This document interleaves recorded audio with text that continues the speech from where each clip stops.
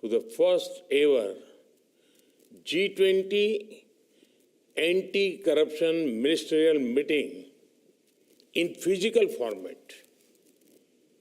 You are meeting in Kolkata, the city of Nobel laureate Gurudev Rabindranath Tagore. In his writings, he had cautioned against greed because it prevents us from realizing the truth. The ancient Indian Upanishads also wished for Ma Grada, meaning let there be no greed. Friends, the impact of corruption is felt the most by the poor and the marginalized. It affects resource utilization. It distorts markets. It impacts service delivery, and ultimately, it diminishes people's quality of life. In the Arthashastra, Kautilya asserts that government's duty is to enhance the state's resources to maximize the welfare of its people. Achieving this goal requires combating corruption, and that is why fighting corruption is our sacred duty to our people. Friends, India has a strict policy of zero tolerance against corruption. We are leveraging technology and e-governance to create a transparent and accountable ecosystem. Leakages and gaps in welfare schemes and government projects are being plugged. Hundreds of millions of people in India have received direct benefit transfers into their bank accounts. The value of such transfers has crossed $360 billion, saving us over $33 billion. We have also simplified various procedures for businesses. Automation and digitization of government services have eliminated rent-seeking opportunities. Our government e-marketplace or GEM portal has brought greater transparency in government procurement. We have also been aggressively pursuing economic offenders.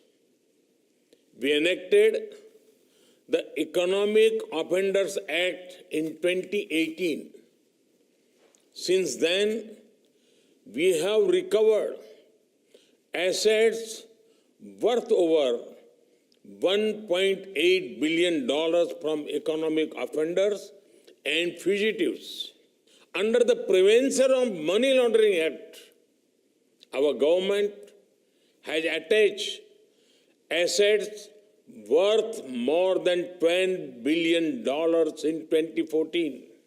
Excellencies, the issue of fugitive economic offenders is a challenge for all G20 countries and for the global South. At my very first G20 summit in 2014, I had spoken on this very issue. At the G20 summit in 2018, I presented a 9-point agenda for action against fugitive economic offenders and for asset recovery. And I'm pleased to note that decisive steps are being taken by your group. We welcome the action-oriented, high-level principles on 3 priority areas: law enforcement cooperation through information sharing, strengthening asset recovery mechanism, and enhancing integrity and effectiveness of anti-corruption authorities. I am glad that an understanding has been reached on informal cooperation between law enforcement agencies. It will prevent criminals from exploiting legal loopholes when crossing borders. Timely asset tracing and identification of proceeds of crime is equally important. We also need to encourage countries to enhance the domestic asset recovery mechanism.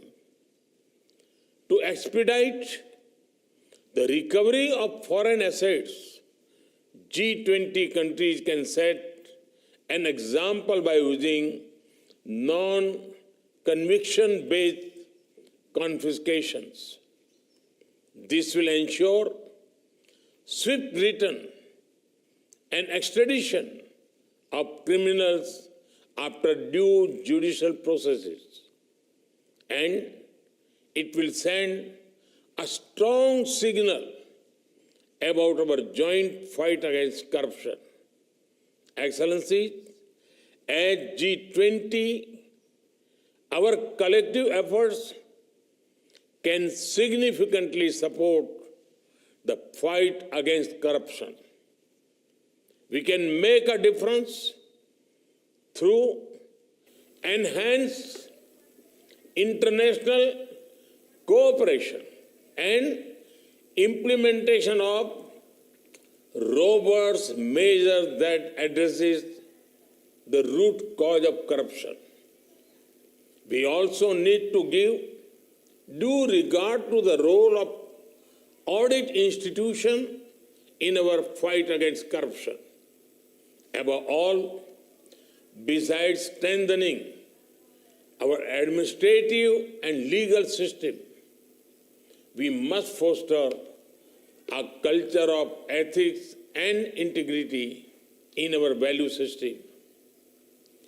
Only by doing so can we lay the foundation for a just and sustainable society. I wish you all a productive and successful meeting. Namaskar.